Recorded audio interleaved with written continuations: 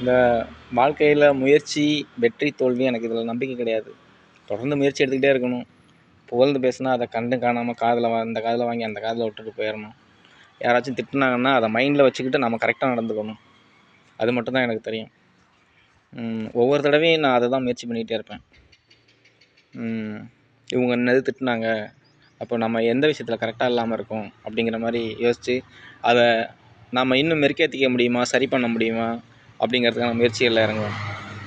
அது மட்டும் இல்லாமல் ஒருத்தர் புகழ்ந்து பேசுனாங்கனாக்கா அதை இந்த காதில் வாங்கி அந்த காதில் விட்டுட்டு போயிடணும். ஏன்னா புகழ்ந்து பேசக்கூடிய வார்த்தைகள் வந்து நம்மளுடைய முயற்சிகளை தடுத்துக்கிட்டே இருக்கும். ஏன்னா இது வந்துட்டு வாழ்க்கைங்கிறது ரொம்ப தூர பயணம்.